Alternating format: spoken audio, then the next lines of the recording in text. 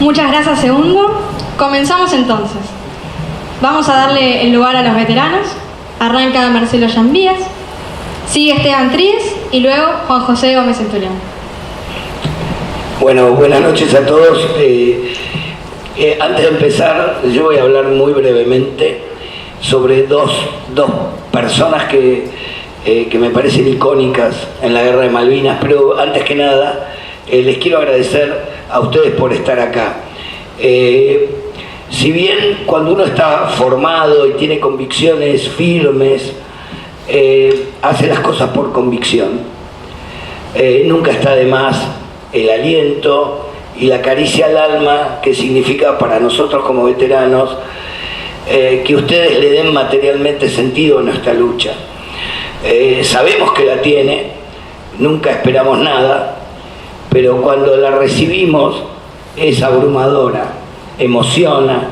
Yo ya tengo un latiguillo porque ya lo repito tanto que parece que no sé, que fuera una frase hecha cuando me agradecen, y digo que no tienen nada que agradecer. Nosotros solo tratamos de cumplir nuestro deber, nada más. Si hubieran estado ustedes, hubieran hecho lo mismo, pero aún así ese afecto es tremendamente importante. ¿Y por qué? Porque le da, hace vivo el sentido del sacrificio de los que dejaron sus huesos allá, que dieron su vida y dejaron huérfanos, dejaron padres sin hijos, dejaron hermanos sin hermanas. Y bueno, eso es una caricia al alma que recibimos. Así que yo les agradezco a ustedes por estar acá. Y bueno, me pidieron que hablara sobre dos justamente de estos héroes. Esos son los verdaderos héroes que dejaron su vida por la defensa de nuestra soberanía nacional. Porque no está de más recordar que mientras los conmemoramos y los honramos, mientras estamos hablando ahora, un pedazo de nuestro territorio nacional está ocupado por una potencia extranjera. No hay que olvidarse de eso nunca. Todos los días, los más tristes, los más emocionantes, los más alegres que podemos tener en nuestra vida cotidiana y normal y común, bueno, todos esos días están marcados porque un pedazo de territorio nacional está ocupado por una potencia extranjera. Y bueno, dejo esta introducción tan larga, disculpen, para hablar de estos hombres. Primero, y en esto, discúlpenme, nosotros estamos llenos de héroes de la Fuerza Aérea, pilotos que cayeron bajo el fuego de un misil volando al ras de agua, nuestros marinos torpedeados arteramente para torpedear, bien vale decirlo, para torpedear la paz, cuando la Thatcher ordena directamente, pasando por sobre todos los niveles de comando, y le ordena al Conqueror torpedear al Belgrano, y con eso torpedeó la paz que ella ya había aceptado las tres banderas, este arreglo de último momento que consigue Belaúnde Terry, y lo que hace es precipitar la guerra. Y lo mismo de la prefectura, lo mismo de la Gendarmería Nacional, de nuestra Marina Mercante y de tantos otros. Pero como soldado, yo tengo la imagen, por eso pido disculpas de utilizar 3 ejemplos de soldados, pero bien vale, podríamos intercambiar figuritas acá y poner otros. Un soldado que es el soldado Cao, un suboficial que es el sargento Cisneros y un oficial que es el teniente Esteves. Más allá de eso, yo voy a hablar ahora de Cisneros, y de alguien que a mí me tocó muy íntimamente, que fue el subteniente Silva. ¿Qué puedo decir de Cisneros? Yo a Cisneros no lo conocí personalmente hasta el día que muere. Era una leyenda en el ejército y a mí me gusta decir que es el sargento Cabral de nuestra época. Nosotros cuando éramos chicos aprendimos en el colegio la hazaña de Cabral, y después quienes estudiamos o quienes leímos con avidez las distintas crónicas que hay sobre el combate de San Lorenzo, tenemos ese modelo del sargento Cabral que salva a nuestro libertador, que en ese momento absolutamente inconsciente lo que hace, digamos, de lo que iba a venir después, Cabral da su vida primero por su camarada y después por su jefe que le daba el ejemplo, porque San Martín, en las dos cargas que hay una por el flanco derecho del capitán Bermúdez, que muere, pero la carga, el ataque frontal lo hace San Martín al frente de sus granaderos, y ese tremendo ejemplo es al cual honra Cabral con su actitud y da la vida en eso.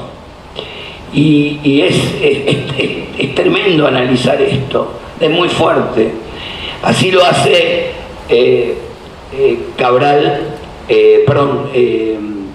Cisneros. Yo creo que es el ejemplo del Cabral moderno. Cisneros era comando, era famoso por lo duro que era como instructor, era un hombre de convicciones muy muy firmes, como quedan como podemos leer en su libreta de comando, que era una libreta de hule negro que él llevaba, de esas viejas que los más viejos hemos llegado a conocer, y nada más de sus frases vemos el espíritu que él tenía, que no eran solo frases. Así lo hace, y yo lo conocí como uno más de las tantas sombras que pasaron el 10 de junio sobre mis posiciones para montar adelante una emboscada en la cual cae una fracción del 45 Comando de Royal Marines. Un comando de infantería marina es un batallón de comandos, y Cisneros muere en ese combate. Yo lo vi, apenas lo vi, pero realmente es el arquetipo de suboficial, de un valor extraordinario, de una firmeza extraordinaria, de una dureza extraordinaria, y creo que merece su memoria que lo evoquemos hoy.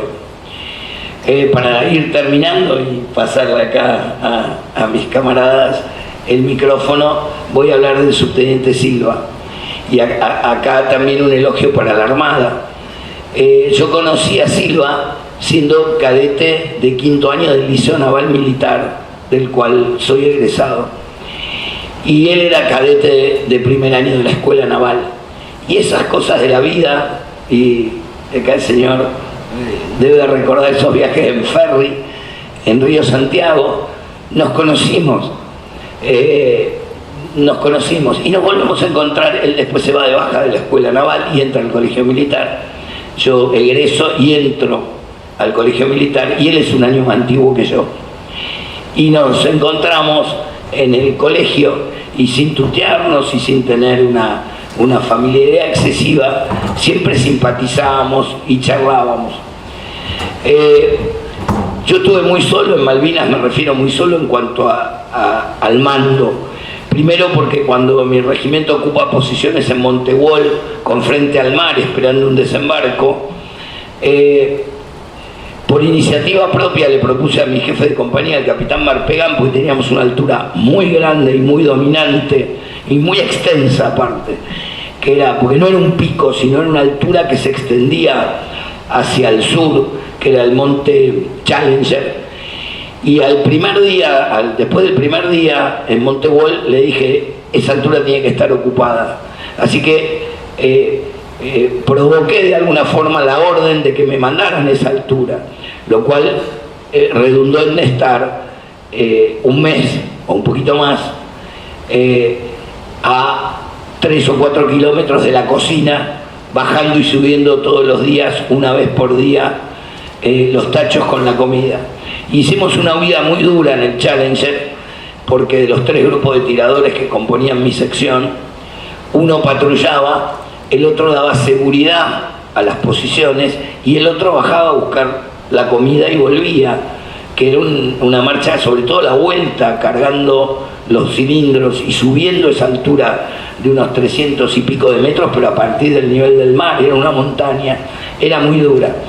Y cuando los ingleses avanzan sobre el dispositivo defensivo de Puerto Argentino, nosotros tenemos que ajustar ese dispositivo. El regimiento redespliega sobre Monte Harriet, Enriqueta, y sobre el Monte Tusístero, Dos Hermanas. Y yo recibo la orden de ser retaguardia de combate del regimiento, o sea, dar seguridad mientras el regimiento se desplegaba. Seguridad que fue cubierta bajo varios ataques de la aviación inglesa directos, donde no solo nos tiraron bombas, sino que nos ametrallaban con los cañones de 30 milímetros que levantaban piques de 2 metros. Y hay varias anécdotas con respecto a esto. La cuestión es que yo llego último a Dos Hermanas, a una posición que también estaba aislada, porque el Dos Hermanas son 2 picos, un pico norte, donde queda la segunda sección del subteniente Pérez Grandi, la primera del teniente Mosquera, la sección apoyo del teniente Martela, y yo voy al pico sur, que además está más adelantado, y era la posición, yo diría, más expuesta y más adelantada de todo el dispositivo, solamente con mi fracción. Y así combatimos el 3 de junio, el 6 de junio, donde mueren mis 2 primeros soldados, Luciano Romero y Daniel Rodríguez. Y combatimos el 8 de junio, apoyando a la tercera sección de la compañía B en Monte Harriet. Acá tenemos al hijo entre la gente, al hijo del defensor, un compañero mío, en ese momento el subteniente en comisión Jiménez Corbalán, y nosotros los pudimos tomar por el flanco y ese día los vimos correr. Fue nuestra primera gran victoria.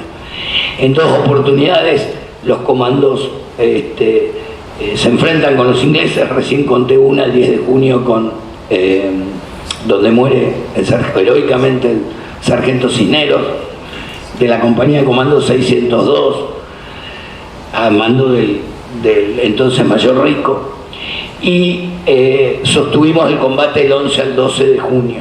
Un día antes llegan los refuerzos y llega de la compañía jefe de la segunda sección el subteniente Oscar Augusto Silva, al que le decíamos el Sapo. Una persona maravillosa, con un espíritu tremendo. Ellos venían de Montelou y para mí fue una sensación extraordinaria. Primero porque había otro oficial y además era más antiguo, y yo había estado hasta ahí todo el tiempo solo, siendo el referente, por decirlo de alguna forma, la cabeza de mis soldados. Y quien ha ejercido el mando y escuchó hablar de la soledad del mando. Bueno, la soledad del mando en combate es muy dura. Yo tenía que estar absolutamente todo el tiempo dando el ejemplo, absolutamente todo el tiempo, si me permiten, canchereando para elevarle la moral a mis soldados, canchereando frente al fuego, haciendo cosas para levantarlos. Pero me sentía muy solo, muy solo. Y cuando llega el subteniente Silva, para mí, que hubiera alguien más antiguo que se hiciera cargo, era impresionante. Y en el momento del ataque, o sea, unas horas antes del ataque, al subteniente Silva lo mandan a hacer una patrulla entre mis posiciones y las posiciones que nombré recién en Monte Harriet, de la tercera sección de la compañía B de Lautaro Jiménez Corbalán, porque apreciaba nuestros superiores que por ahí podían venir un ataque y tomarnos por retaguardia. Por lo tanto, en el momento del combate, Silva no está presente. Nosotros sostuvimos, acá me voy a extender un poquito en este combate porque les quiero contar una cosa que me parece muy interesante. Nosotros sostuvimos, yo estuve 10 años, hace 10 años atrás en Malvinas, y no podía creer cuando volví, tenía los recuerdos como mucho más compactados, las distancias eran mucho más grandes de las que yo recordaba, y estando con un inglés que combate justo contra mí, vi donde nosotros sostuvimos por 3 horas y media, 4 horas el combate, y es un lugar que tiene entre 50 y 70 metros según las piedras. Yo no podía creer que habíamos, sinceramente, que habíamos hecho eso, y hasta que la otra hermana cae y quedamos rodeados. Y lo que le quería contar es que ese soldado, que es Nick Taylor, un comando británico que pelea después de Malvinas o combate en Irlanda del Norte, en las 2 operaciones en Irak, ¿no?, en la guerra del Golfo, y la operación posterior, la de las famosas armas de destrucción masiva.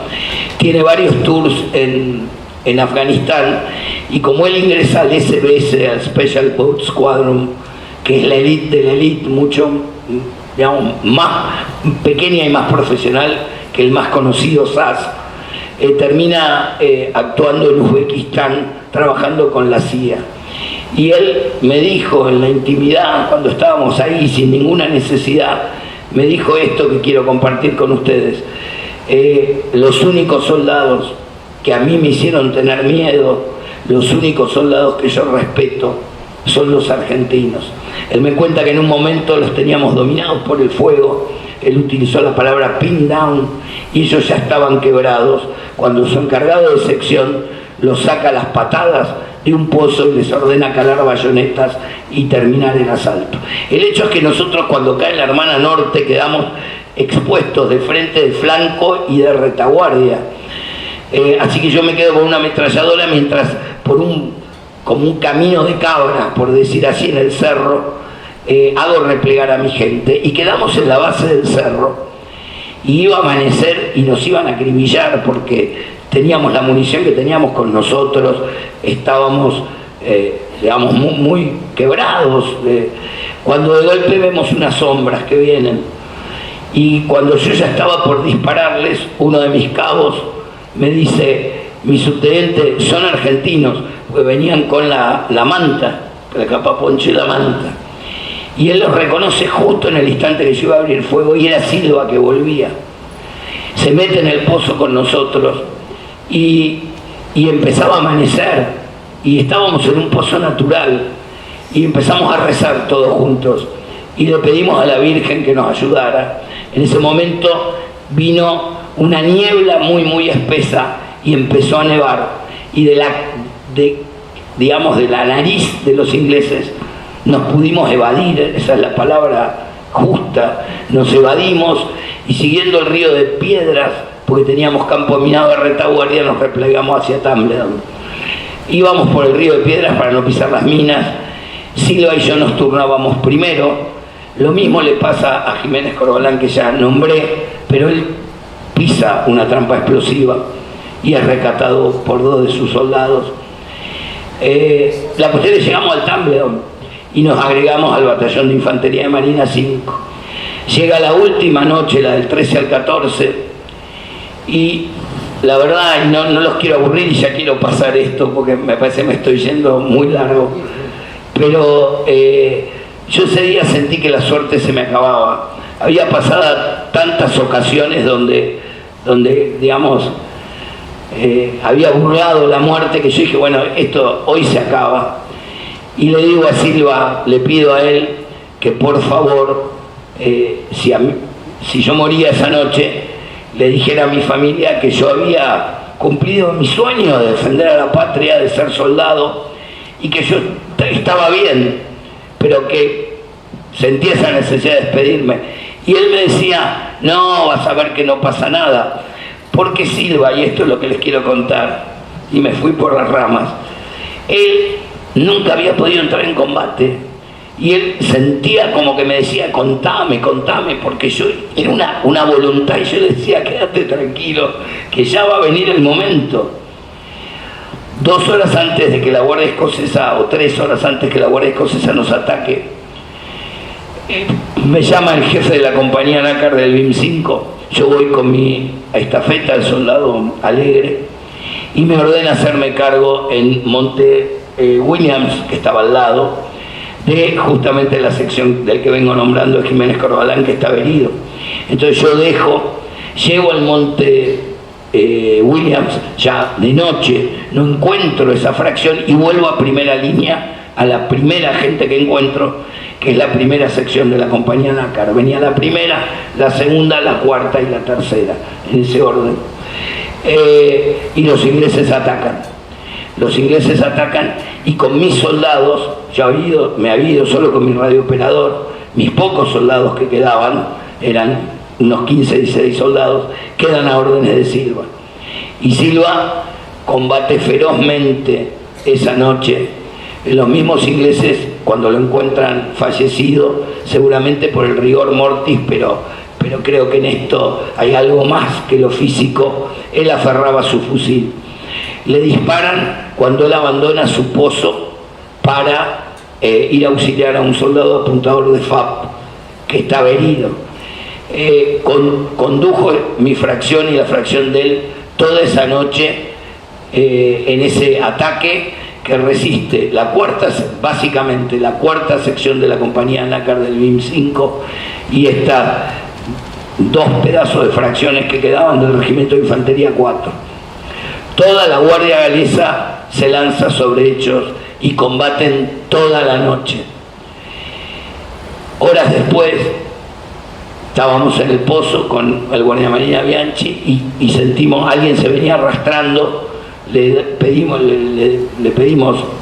el alto quien vive, y era un soldado del regimiento 4, que desde el pozo yo recordaba como terriblemente grande y alto. Después, muchos años después, en el regimiento 4 vino un gordito, peticito, y me dijo, ¿no se acuerda de mi subteniente? Y yo dije, vos era ese grandote que yo recordaba. Esto lo digo porque a veces los recuerdos en esos momentos a veces son muy extraños. No me sale en este momento el apellido, seguramente voy a terminar de hablar y me voy a acordar, pero él estaba al lado de Silva y lo primero que me dice cuando cuando lo incorporamos a nuestro pozo, es que se murió el subteniente Silva. Yo no sabía cómo había muerto, después mis soldados me cuentan cómo resistió, cómo les hizo cantar inclusive bajo fuego, y cómo dirigió el combate esa noche. Él que nunca había entrado en el combate, él que de alguna forma me hacía sentir que envidiaba la cantidad de encuentros que había tenido yo, él se llevó la gloria, y Dios llevó su vida porque quizá lo escogió porque era mucho mejor persona que yo. Y yo siempre quedé enganchado de esas horas últimas en las que hablamos y entre las que intercambiamos tantas historias de la novia, de nuestras novias, de nuestra vida, porque sabíamos que se podía acabar en cualquier momento. Al subteniente Silva, héroe del Monte Tambleton, junto con el sargento Cisneros, nuestro Cabral moderno, vine yo a rendirles homenaje. Muchísimas gracias.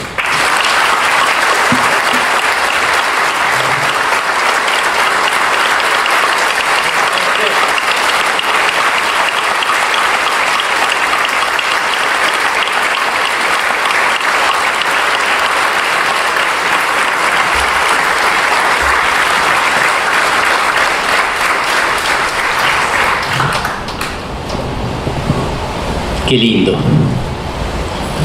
Buenas noches a todos. Francamente, es un honor para mí estar acompañándolos en este momento. Es muy variada la concurrencia, pero muy homogénea, porque el sentimiento creo que cada uno de los que está acá lo tiene ya incorporado y eso lo hace como que estuviésemos hablando en el fondo de nuestra casa y tomando unos mates. Pero fundamentalmente amo que estén los pequeños y que estén acá escuchando nuevas historias, porque ustedes son los que el día de mañana van a seguir contando cuando la vida nos vaya llevando.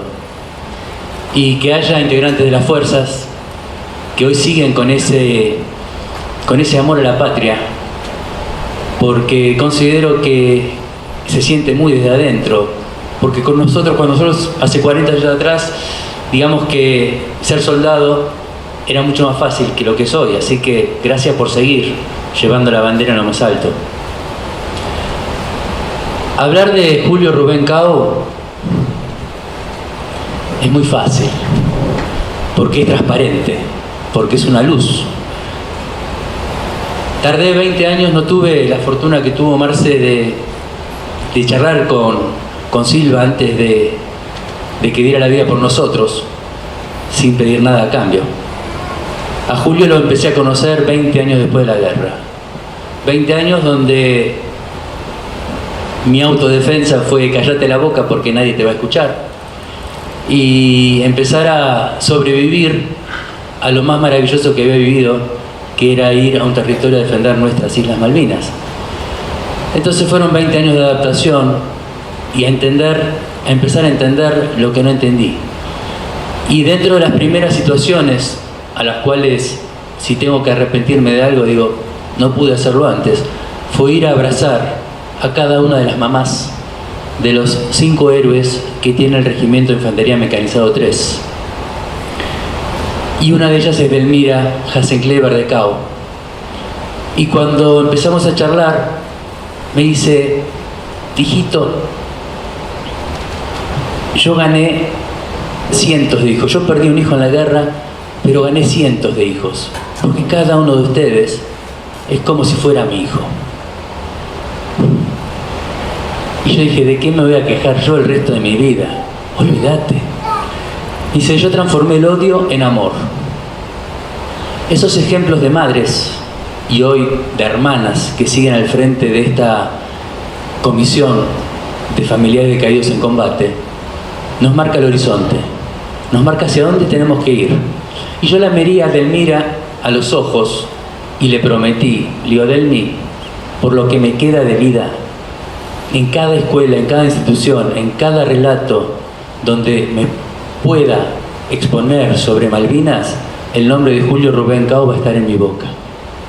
Y así lo vamos prometiendo. Y es maravilloso lo que vivimos este sábado pasado, porque al no haber ningún acto frívolo, para cumplir por parte de nuestras autoridades de los gobiernos, pudimos sembrar desde el llano, desde la tierra fértil, en los corazones de cada lugar donde la gente se juntaba y nos abrazaba y decía gracias. Y eso es mantener viva la memoria de nuestros héroes.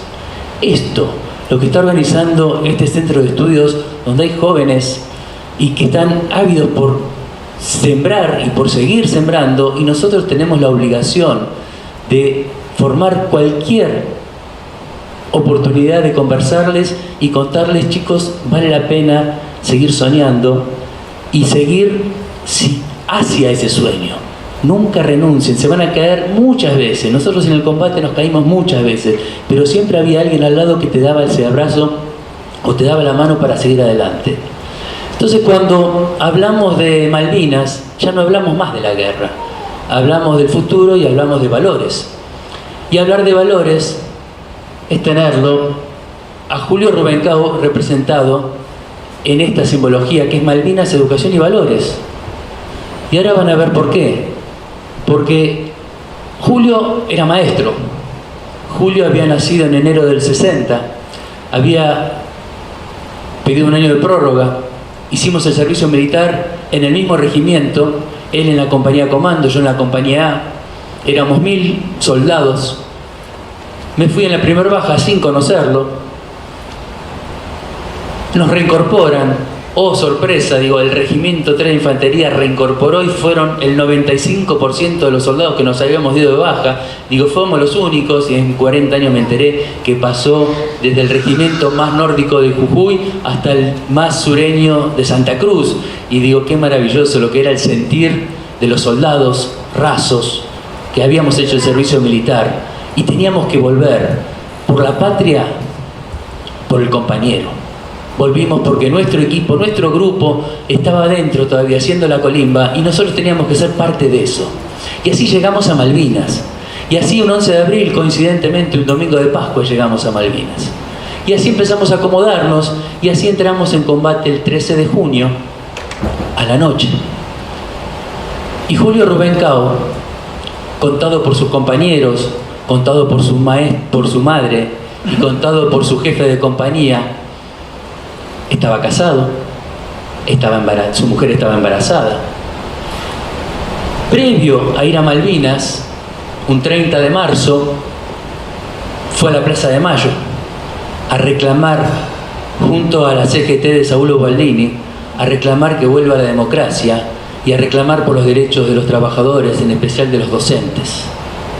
Lo apalearon, llegó todo roñoso y ensangrentado a su casa y la mamá le dijo: Julito, ¿para qué vas? Digo, yo tengo que seguir reclamando porque los maestros tenemos que tener el derecho que nos merecemos.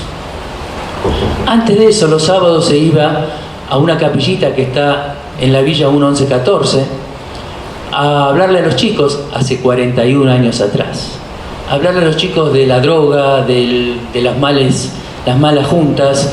Y un día vino el cura o el padre de la capilla y le dijo: Julito, no vengas más. ¿Sabe por qué? Los milicos están levantando gente y en cualquier momento te van a levantar a vos. Ese era Julio Cao. Cuando el 8 de abril convocan al Regimiento 3, arma su bolso y la mamá le dice: ¿a dónde va, Julito? Tengo que ir al cuartel, mami, porque están reincorporando a los soldados y yo soy parte. No, Julio, no entendés. Vos estás casado, tu mujer está embarazada, tu ley te ampara, la ley te ampara. Y él se le para a la madre y le dice: mamá, ¿cómo me voy a parar frente a mis alumnos de tercer grado D de la escuela número 32 de Gregorio de la Ferrer, partido de La Matanza? Les voy a hablar de San Martín, de Belgrano, de Güemes, si cuando la patria me está llamando yo me escondo debajo de la mesa. Agarró su bolso y se fue al cuartel. Lo encuentra el jefe de compañía y le dice exactamente lo mismo: Cao, la ley lo ampara a usted, por favor, no nos cree problemas y váyase porque no tiene por qué estar acá. Y le plantea la misma situación. Julio Cao apareció en Malvinas, dentro de los 1000 soldados que fuimos del Regimiento 3 de Infantería. Desde las islas escribió una carta porque él amaba a sus alumnos, amaba a sus colegas, ama a sus auxiliares. Y esa carta lo tenemos acá de soldado y de maestro. Qué ejemplo, ¿no? Esa carta, que la pueden googlear, yo se la resumo en un minuto. Decía: queridos maestros, queridos compañeros maestros, queridos auxiliares y queridos alumnos, no me he podido despedir como hubiese querido, pero yo estoy montando guardia en las Islas Malvinas. Y cuando regrese, en vuelo de cóndor, les voy a contar lo hermoso. Vamos a visitar juntos nuestras Islas Malvinas y vamos a estar sobrevolándolas. Y se despide: los quiero mucho, firma Julio. Esa carta nos comprometimos a cada escuela donde nos abran las puertas, la van a tener y la siguen teniendo. Y que trabajen y que estudien y que vean los docentes, los maestros, lo que significa sentir el amor a enseñar, a educar. Julio, contado por su madre, antes de irse dijo: voy a plantar un árbol, voy a tener un hijo y me falta escribir un libro. El pino que plantó ya está sobrepasando los 3 pisos que tiene el lugar donde vive Delmira con sus hijas. La hija se llama Julia y cumple 40 años ahora en agosto. Y libros y nombres en las escuelas y en las aulas, placas que le llevamos a las escuelas para que cada aula tenga el nombre de alguno de nuestros 649 héroes, lo vamos haciendo y sembrando en cada rincón de nuestro país. Porque si esperamos que la orden venga de arriba para abajo, vamos a seguir esperando. Por eso es magnífico hablar y sentir lo que estamos viviendo. En la noche del 13 de junio, Julio con su grupo, con un teniente, van a apoyar el contraataque que realizamos la compañía de la primera y la tercera sección desde bajando del monte Tumbledon, cruzando y combatiendo el monte Willis Ridge.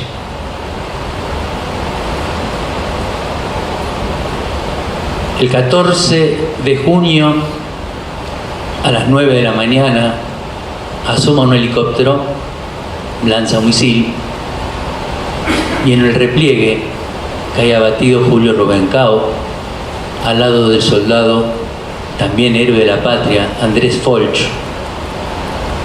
A 500 metros, 600 metros, muere en repliegue el héroe de la patria, José Antonio Reyes Lobos. 12 horas antes murió en Tumbledon el soldado héroe de la patria, Julio Segura. Y 4 días antes, en un campo minado, murió el soldado héroe de la patria, Oscar Soria. Cuando uno, después de 40 años, se fue entrelazando con las familias y viendo quiénes son los héroes de la patria, decís, qué gente sencilla. Es como cualquiera de ustedes que está acá sentado con sus 18, 19 años, y qué corazón abierto que han tenido para entregar todo, lo más valioso que puede entregar un ser humano por la patria, que es nada más que la vida. Entonces, ¿cómo no va a ser fácil hablar de ellos? Si sus familias nos guían, si ellos nos guían, uno lo siente. Y cuando nosotros armamos Malvinas Educación y Valores, dijimos, ¿qué simboliza ese pájaro? Ese pájaro simboliza Julio sobrevolando las islas con sus alumnos, pero también simboliza las alas que van teniendo cada uno de nuestros jóvenes en sus escuelas, en su formación, en su dedicación, en sus sueños, de volar hacia el infinito. Que el único límite que tengan para seguir volando sea ese aro dorado que nos rodea, que es el sol. Así que a todos ellos, mi más profundo amor, respeto y promesa y compromiso, que hasta el último suspiro de mi vida, los nombres de mis hermanos héroes de la patria siempre va a estar en mi boca. Gracias.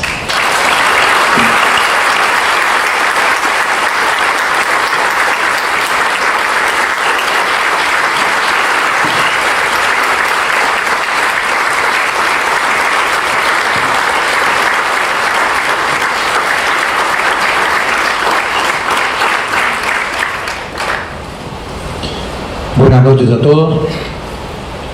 Primero, agradecimiento a Cruz del Sur por esta excelente iniciativa de sostener a través de la memoria de nuestros héroes determinados arquetipos, que es una forma de malvinización permanente que hemos llevado a cabo durante los últimos 40 años y que es una forma también de ponerlo, sobre todo en el público de los jóvenes. Siempre al Colegio San Pablo, que es un colegio muy querido.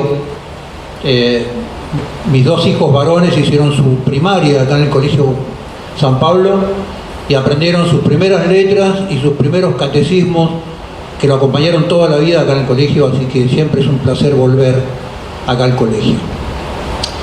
Cuando hablamos de los arquetipos, o cuando definimos un arquetipo, estamos hablando de los símbolos. Decía Santo Tomás de Aquino que el ser humano, en su teoría del conocimiento, conoce a través de los símbolos, ¿no?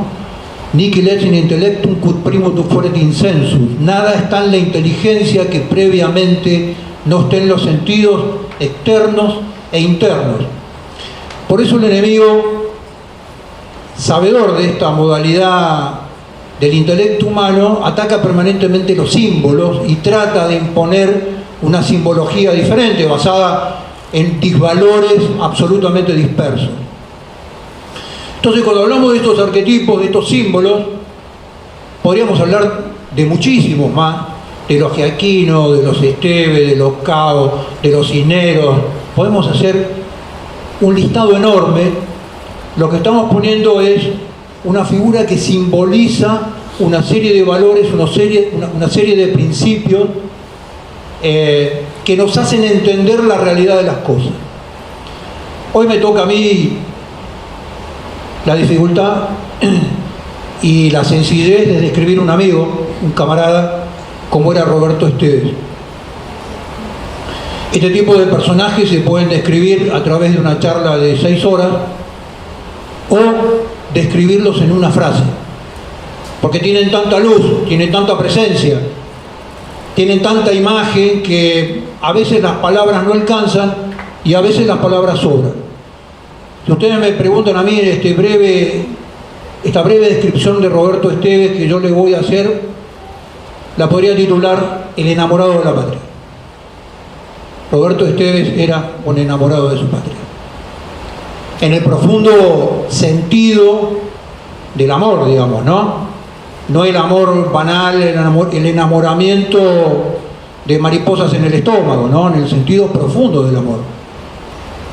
Ese amor que tiene relación con el sujeto del amor. No hay un amor teórico platónico, hay un sujeto del amor, un ser amado, ¿no?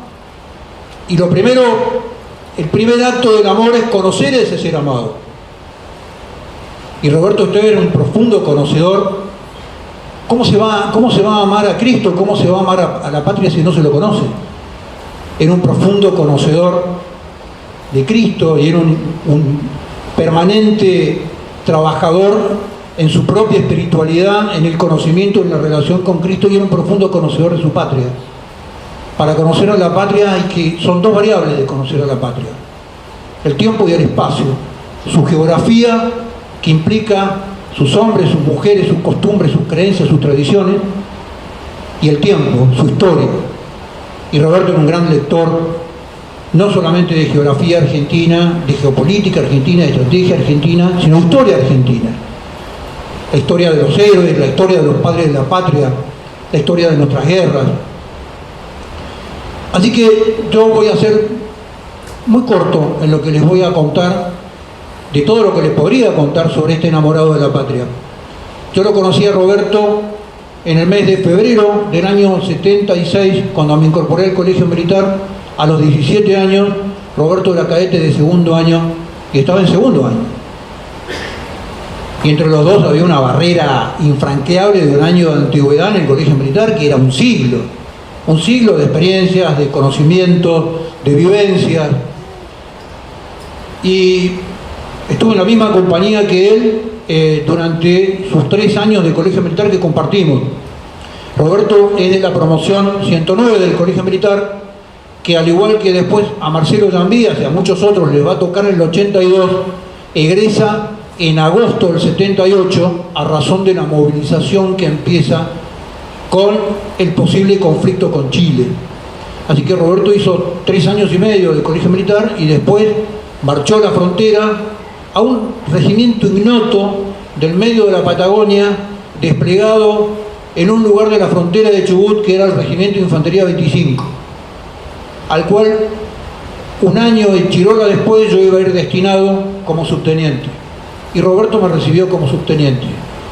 Amigo cálido, excelente camarada, un hombre de una sensibilidad humana, una sensibilidad espiritual extraordinaria, gran amigo, duro en el trabajo, duro en la instrucción, pero con un nivel enorme de sensibilidad humana.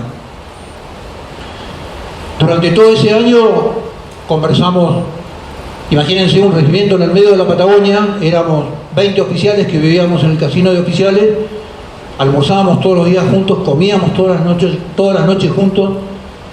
Nuestras conversaciones discurrían metafísica, religión, filosofía, estrategia, geopolítica, táctica, chismes de cuartel, en fin, en todo lo que era dos jóvenes oficiales que estaban en pleno proceso de formación, ávidos por la lectura. Sarmiento nos daba un tiempo enorme de lectura, intercambiábamos libros con Roberto, debatíamos, obviamente desde el trato de formal de mi subteniente. En esa época no existía el tuteo. Nosotros, muchos de nosotros nos decíamos de usted con nuestros padres y por supuesto con nuestros abuelos. Era otra forma de convivir en la Argentina. Hasta que a principios del otro año viene como jefe de unidad el teniente coronel Seinaldín, con todo su liderazgo, su imagen. Era una leyenda ya en el ejército. El teniente coronel Seinaldín se viene a hacer cargo de la unidad era una especie de cuco que venía a hacerse cargo del regimiento, y lo primero que nos dicen es: yo voy a hacer de esta unidad del regimiento 25 una unidad guerrera y patriota. Y nos junta los cuadros, oficiales y suboficiales, y nos dice, dentro de poquito voy a hacer la selección de todos aquellos cuadros que quieran ir al curso de comando. Y bueno, nos presentamos para rendir al curso de comando 15 cuadros, entre oficiales y suboficiales. Hizo un proceso de selección, además contó un proceso muy místico el teniente coronel Seinaldín, y nos dio la autorización a 5 cuadros, 2 suboficiales y 3 oficiales, para que vayamos a hacer en el año 81, en julio del 81, el curso de comando. Así que con Roberto compartí casi 9 meses de preparación para el curso de comando. Prepararnos intelectualmente, leer los reglamentos, táctica, técnica del arma, prepararnos físicamente. Físicamente quería decir que en pleno Sarmiento Chubut, a todas las mañanas, 7 días a la semana, arrancábamos en Sarmiento Chubut en julio a las 6 de la mañana, es medianoche, ¿no? Arrancábamos corriendo 10 kilómetros, ahí conversábamos de todos los temas con Roberto. Y Roberto Esteves es el típico perfil del héroe, el hombre común que hace cosas extraordinarias. ¿Y cuál es la herramienta de hacer cosas extraordinarias para el hombre común? Sus convicciones, sus valores, sus creencias, su fortaleza, su espiritualidad. El arma del héroe es su espíritu, no su cuerpo. Y Roberto Esteves tenía 2 características para hacer el curso de comando que le dieron una gran limitación. Tenía serias dificultades, por ejemplo, en todo lo que era montaña, y le costaba mucho todo lo que era técnicas anfibias del agua. Entonces con Roberto entrenábamos en el lago Colehuapi, hacíamos natación, 7 grados de temperatura del agua, y los fines de semana íbamos al Cerro San Bernardo, que estaba ahí, era el único cerro cerca de Sarmiento, en medio de la Patagonia, a hacer técnica de roca. Dormíamos a la noche y bajábamos al otro día. Con lo cual, dudo que haya algún tema que yo no haya tocado con Roberto. Fuimos a hacer el curso de comandos, un curso de 4 meses, 20 horas de trabajo por día, en 5 ambientes geográficos de la República Argentina, desde el desierto patagónico hasta la selva misionera. En el medio del curso hay un ejercicio, en esa época había un ejercicio muy difícil, el de Etapa Córdoba, que imponía un rigor físico tremendo. Y estaba muy vinculado a un pasaje por agua muy fría. Y Roberto Esteves tiene un paro cardiorrespiratorio.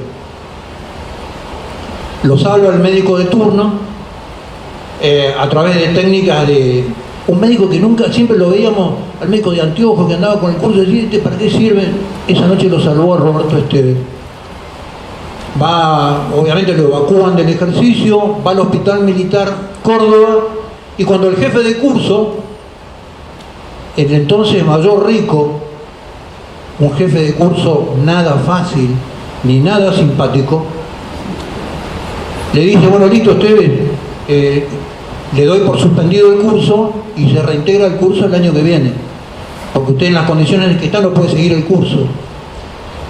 Y Roberto Esteves le pidió al mayor Rico, y no sé cómo hizo para convencerlo de seguir en el curso, y Roberto volvió al curso.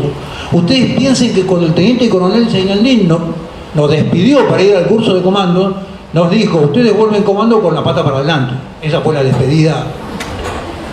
Y yo me imagino lo que le debe haber dicho Roberto al mayor Rico, y Roberto terminó el curso de comando. Terminamos el curso de comando el 5 de diciembre. Yo me casé el 10 de diciembre con mi actual señora, con Andrea. Roberto vino a mi casamiento, la pasamos muy bien. Volvimos a la unidad, recibimos a nuestros soldados, y el 26 de marzo nos cita el jefe de unidad a todos los oficiales al aula de instrucción del regimiento y nos imparte la orden de operaciones para ir a Malvinas. Yo estaba enyesado porque me había fracturado un dedo, y a medida que escuchaba la orden de operaciones me sacaba el yeso por temor a que me dejen en la unidad. Entonces, al lado del banco en donde estaba terminó todo el yeso destruido, y el júbilo, entre el júbilo, la sorpresa y el impacto que teníamos por la misión que íbamos a cumplir, entre las 12 del mediodía que terminó la orden de operaciones salíamos a las 12 de la noche. Teníamos 12 horas para alistar una compañía nueva que se armaba, que era la compañía C del Regimiento 25, que iba a participar del escalón asalto anfibio, con el teniente primero Esteban como jefe de compañía, Roberto Esteves, teniente, como jefe de la sección Bote, primera sección, subteniente Gómez Centurión, jefe de la segunda sección, sección Romeo, porque iba a ser la reserva del desembarco, y la tercera sección, subteniente Reyes, con la sección Gato. Tuvimos 12 horas para preparar la compañía. Además de eso, salíamos en secreto. O sea, no le podíamos decir al resto de las personas a dónde íbamos. Teníamos un plan de engaño, que era decirle a todo el resto de las unidades que estaban en Sarmiento y a nuestros familiares que nos íbamos a un ejercicio en la isla grande de Tierra del Fuego. Con lo cual yo tenía una doble dificultad, que era volver a mi casa y decirle a Andrea: negra, me voy a un ejercicio en la isla grande de Tierra del Fuego, anda a Buenos Aires y yo en 2-3 semanas más o menos te voy a buscar. En esa etapa yo hacía una semana que me había enterado que Andrea estaba embarazada de mi hijo Juan José. Bueno, terminamos los preparativos como a las 9 de la noche. Roberto y todos los solteros eran nacidos concurrentes a mi casa. Imagínense, en Sarmiento un sábado a la noche no había mucho para hacer. Con lo cual mi casa era el centro de reunión de los solteros, comíamos asado, discutíamos, seguíamos discutiendo los mismos temas: filosofía, metafísica, la guerra, estrategia, táctica, armamento.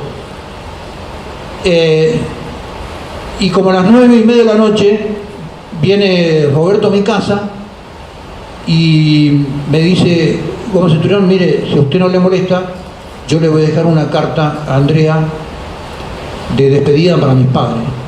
Yo le digo: mire, mi teniente, no me compliquen más las cosas, digamos, porque yo ya bastante problemas tengo. Quédese tranquilo, porque no nos vamos a morir, vamos a derrotar a los ingleses, vamos a desfilar y vamos a terminar en Londres.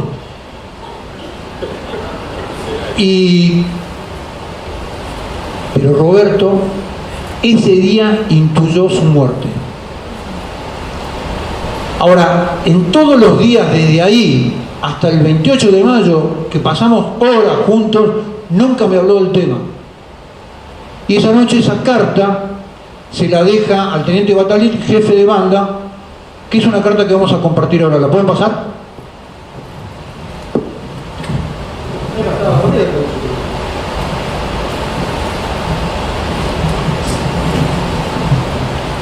Sarmiento, 27 de marzo de 1982.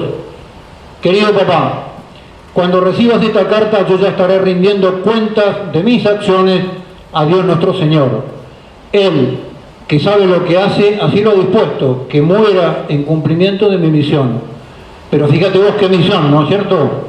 ¿Te acordás cuando era chico y hacía planes, diseñaba vehículos y armas, todos destinados a recuperar las Islas Malvinas y restaurar en ellas nuestra soberanía?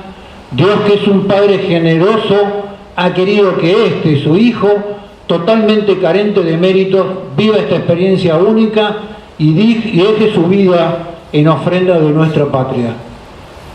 Lo único que a todos quiero pedirles es que restauren una sincera unidad en la familia bajo la cruz de Cristo, que me recuerden con alegría y no que mi vocación sea la apertura a la tristeza. Y muy importante, que recen por mí. Papá, hay cosas que en un día cualquiera no se dicen entre hombres, pero hoy debo decírtelas. Gracias por tenerte como modelo de bien nacido. Gracias por creer en el honor. Gracias por tener tu apellido. Gracias por ser católico, argentino e hijo de sangre española. Gracias por ser soldado. Gracias a Dios por ser como soy y que ese es el fruto de ese hogar donde vos sos el pilar. Hasta el reencuentro, si Dios lo permite. Un fuerte abrazo. Dios o patria, Roberto Esteves.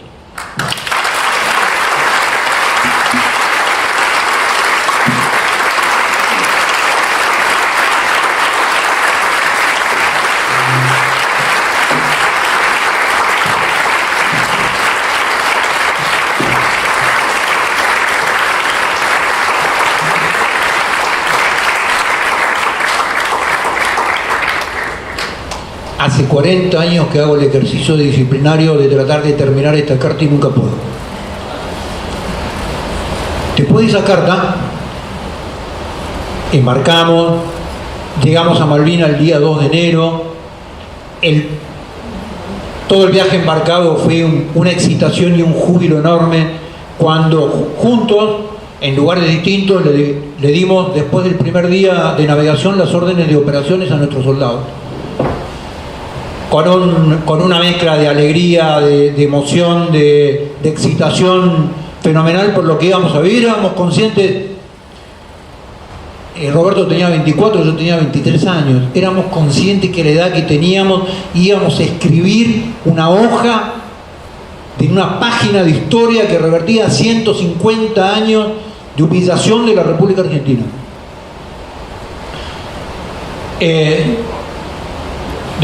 Yo desembarqué el 2 de abril, porque a partir de ese momento Roberto vivió con estoicidad, que yo se la admiré siempre, una situación, el karma de ser el oficial más antiguo de la compañía.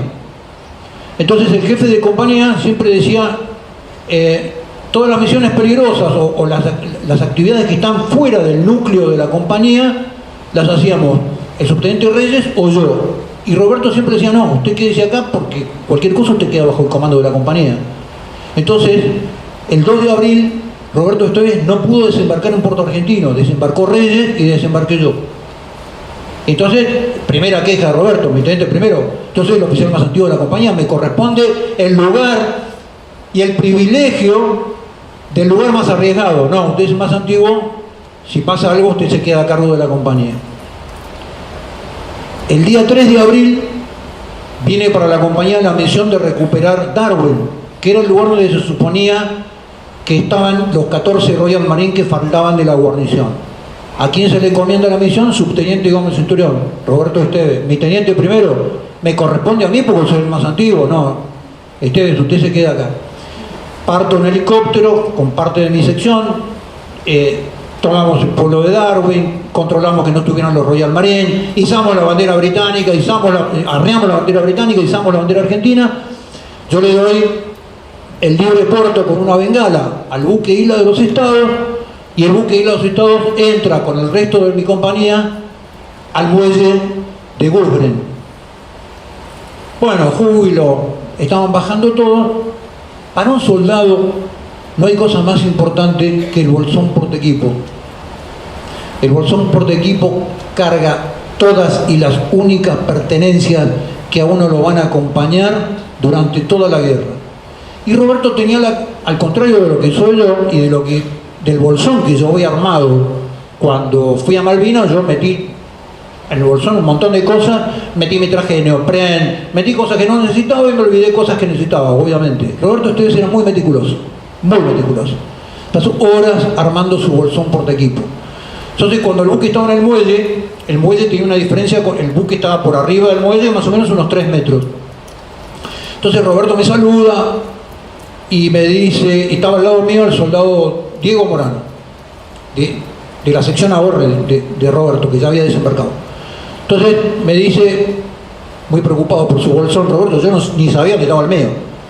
Me dice Roberto Gómez Centurión, atájenlo con Morano, le paso mi bolsón portaequipo.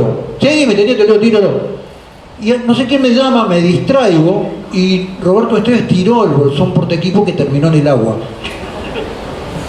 Por supuesto partió el soldado Diego Morano a buscar el bolsón portaequipo al agua, ya casi hundido, con todas las cosas empapadas, y Roberto arrancó, gracias a mí, el 3 de abril en Malvinas con todo su equipo mojado. Compartimos miles de conversaciones con Roberto, la convicción de que íbamos a entrar en combate, la convicción que era muy probable que no volviésemos con vida, pero nunca me transmitió a mí su intuición de que él iba a morir en la guerra. Íbamos a combatir, los íbamos a sacar a los ingleses como en 1806 y 1807, íbamos probablemente a terminar desfilando en Londres. Y eso fue lo que le transmitimos a nuestros soldados durante toda la guerra. Cuando la compañía le toca la misión de desprender un elemento a San Carlos, que fue el elemento que se enfrentó al desembarco británico el 21 de mayo, esto es el 15 de mayo, es designado para ir con el jefe de la compañía, el subteniente Reyes. Los dos fuimos a protestar al jefe de compañía, el subteniente primero le decía: yo soy el más antiguo, usted tiene que quedarse a cargo de la base de la compañía que estaba en la escuela de Darwin. Después protesté yo, le dije: bueno, pero yo soy comando. Reyes no, usted está casado y están esperando un hijo. Y se lo llevó a Reyes. Durante toda la guerra, Roberto Esteves, a mí me tocaron 14 misiones de exploración, me tocó el rescate en el río Iguazú. Roberto nunca salió de la base, más allá de una exploración cercana.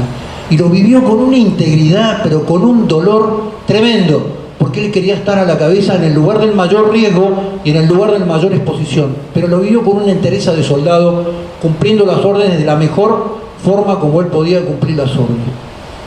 El 16 de mayo, día de mi cumpleaños, que yo cumplía 24 años, se tomó el trabajo de ir a cazar 2 gansos espantosos, y con el padre Mora, que se había robado nabos de las quintas de los Kelper, me hicieron un almuerzo que en ese momento era un banquete, en el cumplimiento de mis 24 años. El día 28 de mayo a la madrugada, Roberto Esteves recibe la orden de contraatacar sobre el sector norte, sobre las alturas de Darwin, alrededor de las 6 de la mañana, ya sobre el filo del amanecer que se venía, para intentar detener el avance furioso del Para-2, que había arrasado con la compañía del Regimiento 12, con un volumen de fuego fenomenal. Roberto Esteves toma posición en las alturas de Darwin, reforzando la sección del subteniente Pelufo, que estaba en ese lugar ya bajo fuego, conduce su fuego, conduce a cada uno de sus hombres, intenta arreglar el fuego de artillería, de morteros a través de la radio, lidera durante todos los momentos del ataque, lidera a su gente, es herido en una pierna, sigue combatiendo, combate con su fusil, al mismo tiempo le da órdenes. Esto lo cuenta su radiooperador, que es el soldado Sergio Rodríguez. Y en un momento dado, el teniente Esteves recibe otra herida de bala y cae sobre el pozo y muere como mueren los jefes, como mueren los verdaderos líderes. Muere dando una orden. Lo último que Rodríguez le escucha es: soldado, póngase el casco. Roberto murió protegiendo a sus soldados, como lo había hecho en la guarnición, como lo hizo durante toda la guerra, transformándose en un verdadero líder, en un hermano mayor de cada uno de sus soldados. Y hay que ver cómo lo recuerdan sus soldados a Roberto. Tuve el honor de enterrar a todos los muertos del 25, a los 12 muertos del 25, a los 6 muertos de la sección de Roberto Esteves a la cabeza, y a los 6 muertos de mi sección. El 6 de junio a la mañana se le rindieron honores, se le dio su responso, lo dirigió un gran amigo de él que lo había acompañado en la escuela de Darwin mientras yo hacía patrulla, hacía el rescate de la río Iguazú, andaba por toda la isla, que era el padre Mora, nuestro padre capellán. Y el padre capellán se quedó conmigo a rendirle honores a nuestros muertos, y tuve el honor de enterrarlo. Van a ver la foto de la BBC, que es una fosa común muy larga. El primer muerto de esa fosa es Roberto Esteves, después siguen los 11 muertos del 25 y después siguen todos los muertos del Regimiento 12. Tuve el honor de enterrar no solamente a mis soldados, sino a mi superior y mi amigo el 6 de junio de 1982 en un cementerio transitorio que después fue trasladado en el cementerio de Darwin. Pero para cerrar esta figura de ese caballero cristiano que era Roberto, hay alguien que lo describió mucho mejor que yo en su expresión casi 400 años antes, que es don Miguel de Cervantes Saavedra. ¿Podemos poner la placa de cierre?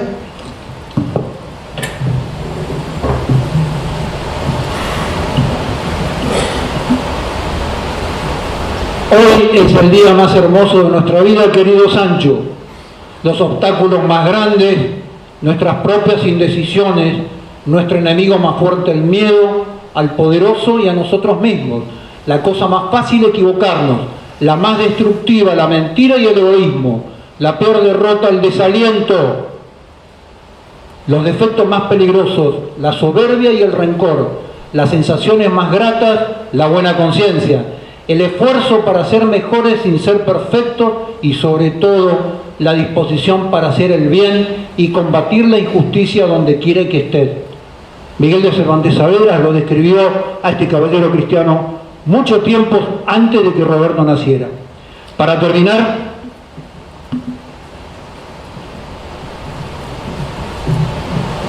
inspirado en esta descripción de Roberto Esteves, creo que es un enorme estímulo para pensar en nuestros desalientos, en el no se puede, en el enemigo muy malo, en nuestros egoísmos, en nuestras miserias, en nuestros propios intereses, hacer el bien allí donde se necesite.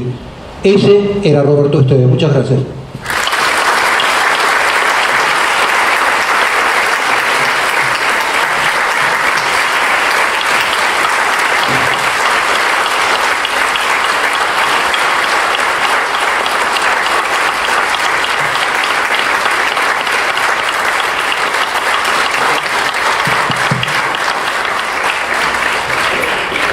Muchas gracias Marcelo, muchas gracias Esteban, muchas gracias Juan José. Ahora para continuar van a conversar un rato conmigo. Bueno, es lo que hay.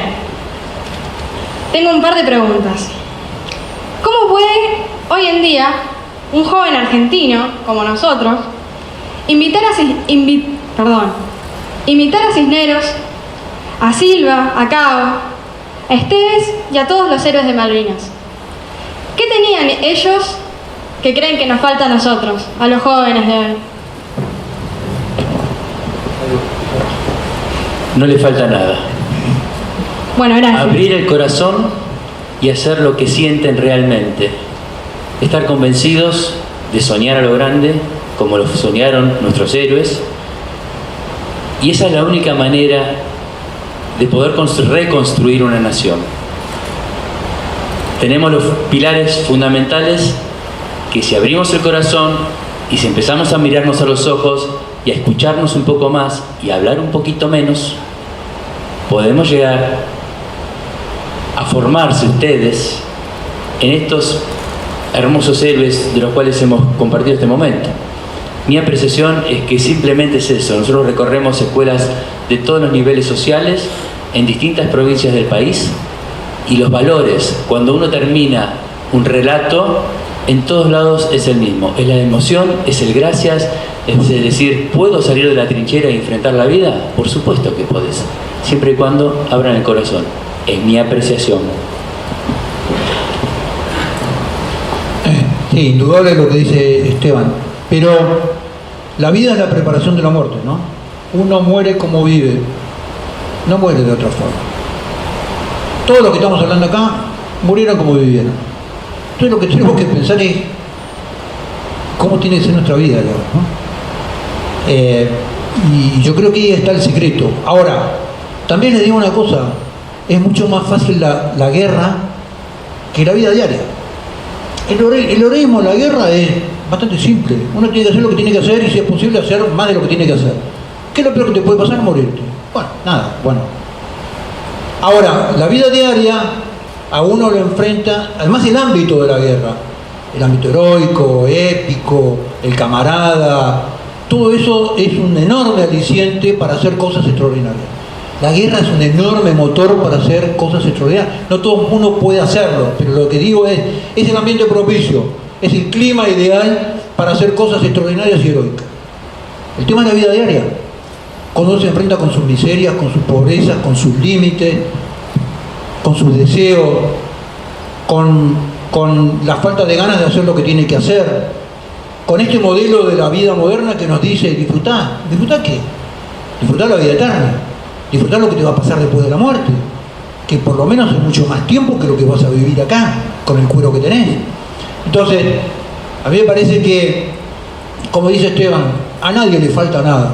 Todos los personas que estábamos hablando eran seres comunes y corrientes, seres normales, como todos ustedes, como todos nosotros, que hicieron cosas extraordinarias con una sola herramienta y con una sola arma, que era su espiritualidad, sus valores, sus creencias y sus convicciones. Y en eso hay que poner la vida. Con lo cual me parece que este es el contexto. Lo más difícil es la heroicidad en la vida diaria. Hacer lo que uno tiene que hacer, vivir para el otro, la vida de servicio. Nos han enseñado, este mundo moderno nos enseña que la vida es absoluto egoísmo. La vida de servicio, la vida no tiene sentido sin una sensación de servicio a mi familia, a mis hijos, a mis padres, a la patria, a Dios, a donde yo ponga el servicio. Vemos una cantidad de gente que parece feliz, es absolutamente infeliz, y que muere infeliz porque no le encuentra el sentido a la vida. La droga, el alcohol, los suicidios tienen que ver con el no encontrar el sentido de la vida. El sentido de la vida es el servicio, con todos los defectos que uno tiene. Poner inclusive los defectos a disposición como herramienta del servicio. Bueno, nada, me parece que... ¿Qué puedo agregar? Nada.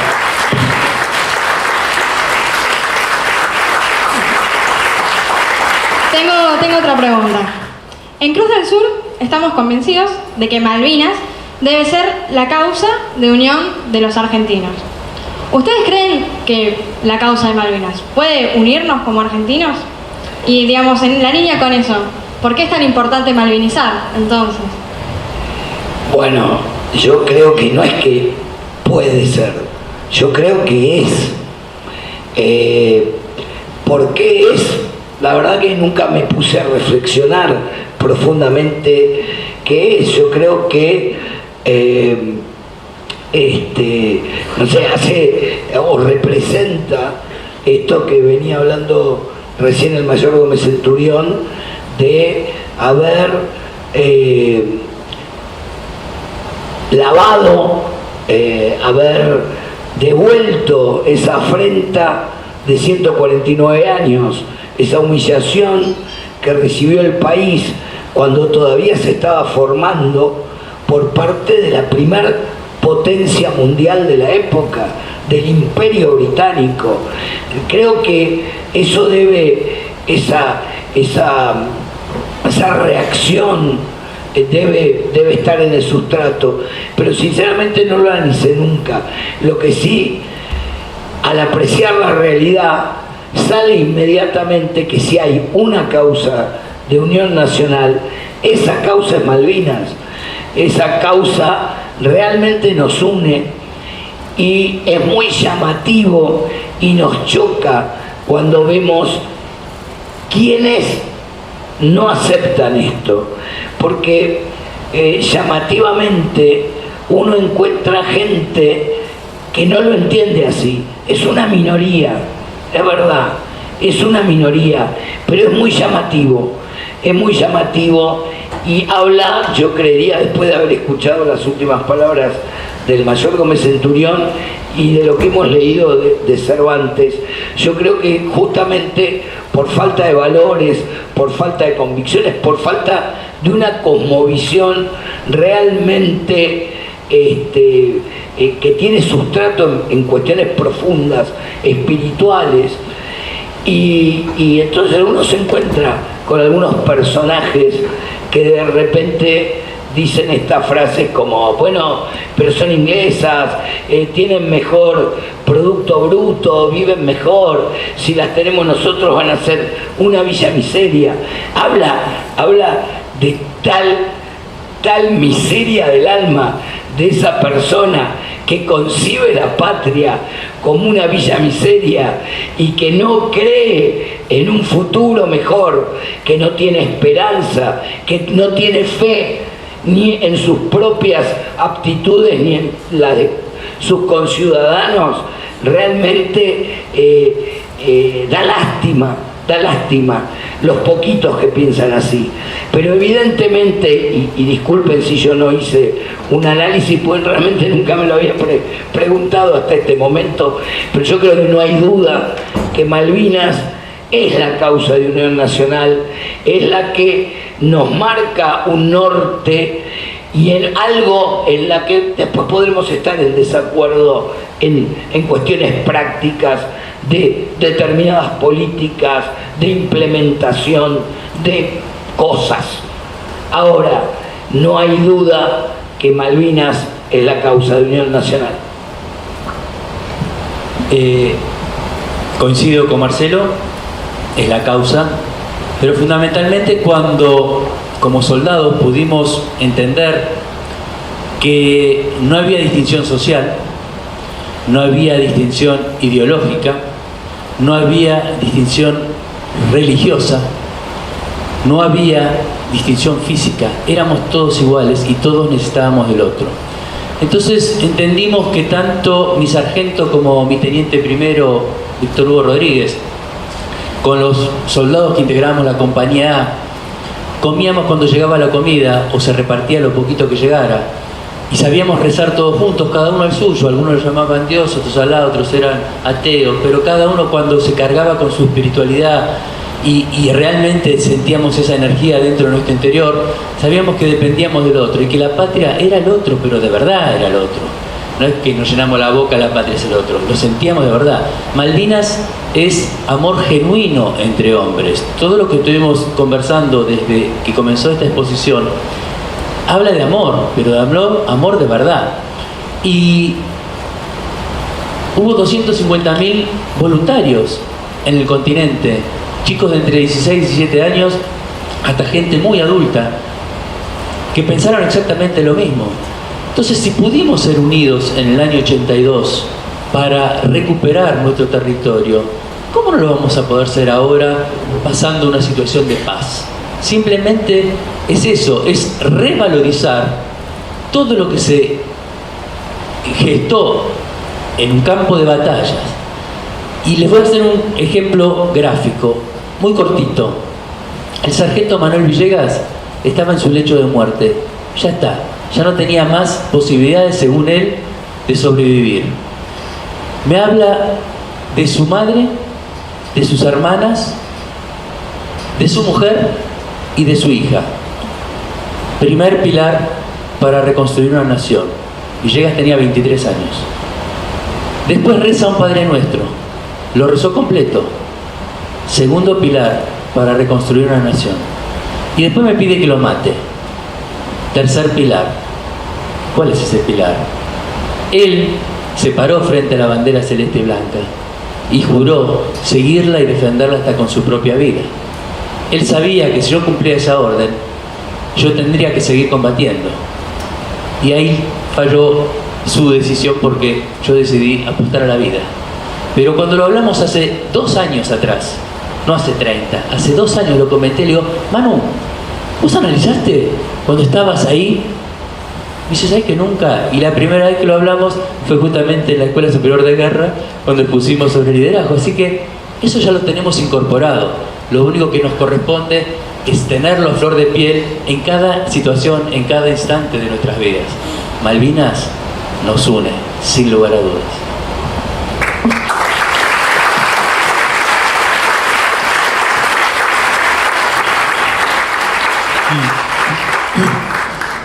No hay mucho para agregar a lo que dijeron estos dos monstruos que tengo al lado, pero no quiero dejar pasar esta pregunta porque me parece que es sustancial. La integridad territorial de un país hacia su concepto de nación. Primero, es una herencia patrimonial de los padres. Una nación es un pueblo en un territorio. Esa integridad forma parte de la esencia del ser de esa nación. Y esto no es un tema menor. Decía el general San Martín para las personas, ¿no? Serás lo que debas ser o si no serás nada. Y yo creo que también rige para las naciones, para los países, para las comunidades. Argentina será en su historia, Argentina será en sus valores, Argentina será en sus tradiciones, Argentina será en lo más preciado de la herencia de nuestros héroes. Argentina serán Malvinas o si no, será nada, que es muy parecido a esto, a lo que estamos viviendo hoy.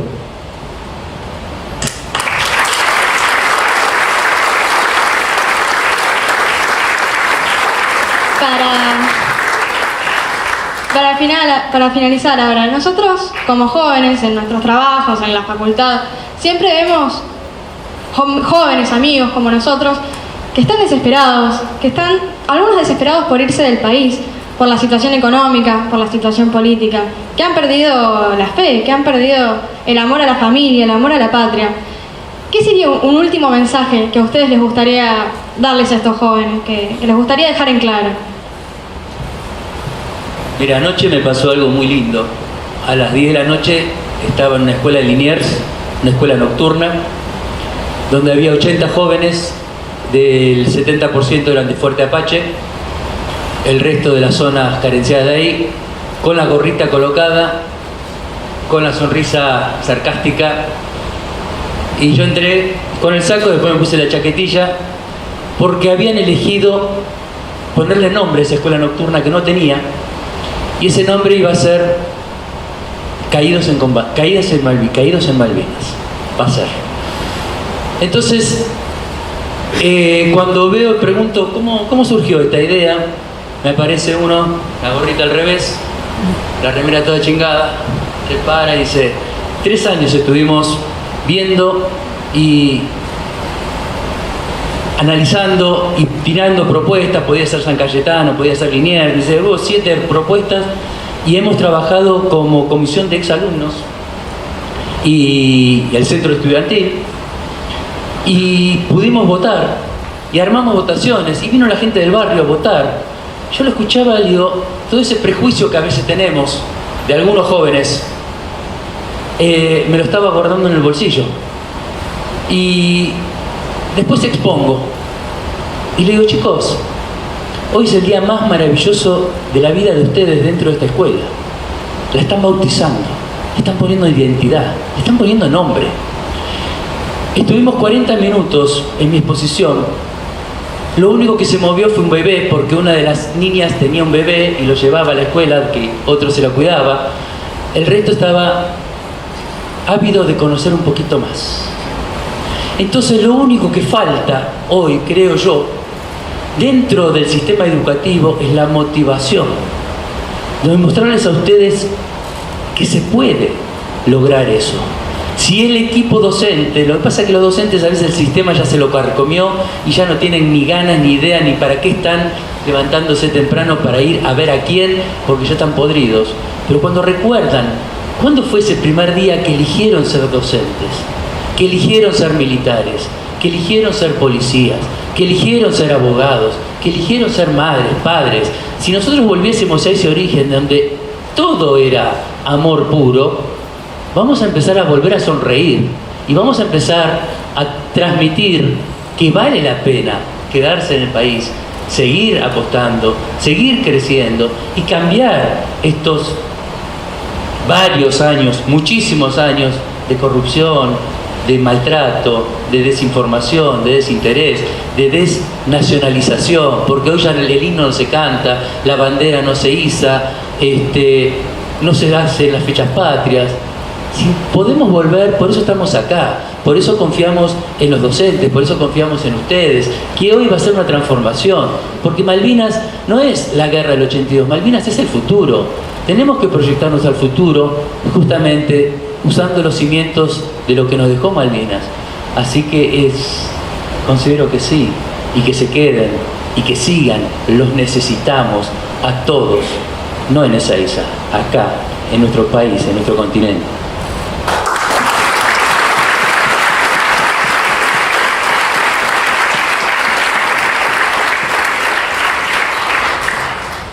Sí, yo conozco muchos jóvenes desalentados que se quieren ir. No me parece que sea la mayoría, me parece que es un arquetipo que discurre a través de los medios, a través en determinados segmentos social de una clase media deteriorada, destruida, en retroceso, que no ha sabido revertir la situación, pero no es la mayoría de los jóvenes. Yo recorro el país, recorro los sectores más humildes del país y del conurbano, y lo que veo es jóvenes dispuestos a dar pelea, y que nosotros tenemos que tratar de transmitirle por qué dar pelea, cuál es la buena pelea que hay que dar. Es imposible sin el sentido de patria que nosotros podamos revertir la situación de este país. ¿Por qué? Porque hay dos formas de sentir al prójimo hermano. Uno es a través de Cristo. Nos han sacado a Dios y a Cristo de los colegios, de la escuela, de las cosas públicas, de todo. Y después nos han sacado de la patria, que es lo único que nos permite ver al otro como un hermano. Nuestros abuelos se decían adiós hermano, porque se sentían identificados con el mismo sentido de patria. No hay otra forma de ver al que está sufriendo al lado como un hermano si no es a través de Cristo o a través del sentimiento patriótico. Y esto es lo que han destruido, específicamente. Por eso hoy hemos creado una sociedad donde hay personas de determinados niveles culturales que transitan por las redes, que son más sensibles a las mascotas que a los niños del conurbano que se mueren de hambre. Si nosotros somos capaces de volver a despertar esa llama sagrada en cada argentino, que es el sentimiento patriótico de este país, tiene el futuro provisorio que nos prometieron los padres de la patria. Y eso yo creo que es el llamado. Hay una juventud extraordinaria en la Argentina, con una potencia enorme, con una fuerza enorme, en situaciones de un nivel de marginalidad y depresión social que nosotros no imaginamos y que pelea todos los días para salir adelante. A eso hay que darle la llama sagrada de dónde está la pelea, cómo hay que dar la pelea, y es el sentimiento por el cual hay que dar la pelea, que es la patria. Sin patria no hay futuro.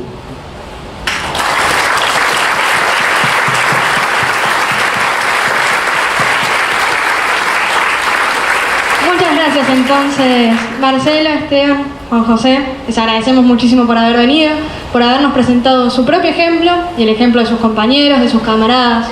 Pedimos un fuerte aplauso entonces para los veteranos.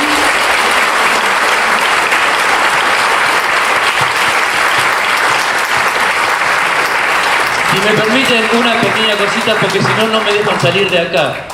Lo tengo justamente al coronel mayor Camili y estamos próximamente, o sea, ya está en las redes una diplomatura de Malvinas. Se llama Malvinas, Educación y Valores. Una diplomatura que va a durar 4 meses, va a tener carga horaria de 2 días por semana, 3 horas, y va a abarcar el conocimiento de lo que es Malvinas desde los orígenes, desde el muy comienzo, pasando por toda la historia, pasando por todos los combates, y en los últimos ítems va a tener cómo enseñar Malvinas en las escuelas. Así que aquellos interesados después van a tener la información seguramente. ¿Cumplí? ¿Ya está? ¿Puedo irme? Gracias. Para cerrar entonces, hay algo que queremos decir. Desde antiguo sabemos que el hombre aprende por mímesis. Los grandes ejemplos han logrado mover multitudes. Nuestra patria tiene épica, acabamos de ver. La Malvinía, como la bautizó Nicolás Casanseu, corresponsal de guerra. Por eso es que hoy, a 40 años de Malvinas, nos preguntamos qué fue lo que movió a aquellos bravos hombres a recuperar lo que estaba perdido, a dar la vida por una gesta gloriosa y justa. Por eso sus testimonios nos dan la respuesta. Dice Leopoldo Marechal: argentino, el nombre de tu patria viene de Argentum. Mira que al recibir un nombre se recibe un destino. En su metal simbólico, la plata es el noble reflejo del oro principal. Haste de plata y espejea el oro, que se da en las alturas, y verdaderamente serás un argentino. Nuestros héroes de Malvinas en verdad supieron ser ese espejo de este oro altísimo, ser arquetipos de un buen argentino, modelos a los que debemos aspirar e imitar. Se hicieron de plata para dar la vida por el oro de Dios, la patria y la familia. Hoy, más que nunca, en nuestro presente sumido en el caos y en la iniquidad, tenemos el deber de malvinizar, de recuperar esta épica, de traer al presente constantemente aquella batalla que unió a los argentinos ante un enemigo común, que hizo florecer la piedad y el patriotismo, que dejó a la vista enormes virtudes. Debemos recordar una y otra vez a nuestros héroes y honrarlos imitando sus ejemplos. Debemos malvinizar. Cito ahora a la profesora Andrea Greco de Álvarez. ¿Cómo vamos a malvinizar? Cada uno en su casa, en nuestras escuelas, en los grupos parroquiales, en los clubes, en los grupos de amigos, en los congresos de jóvenes, en las reuniones familiares. Cada uno de nosotros ha de preguntarse: ¿qué puedo hacer yo para malvinizar a la patria. Debiera ser para nosotros una misión de honor. ¿Quién será el que se comprometa más con este ideal? ¿Qué profesor dejará mejor en sus alumnos una huella más profunda? ¿Qué grupo será el que más empeño ponga en resaltar los verdaderos ejemplos y virtudes? Eso es malvinizar a la patria. Solo así lograremos restaurar la Argentina. Muchas gracias.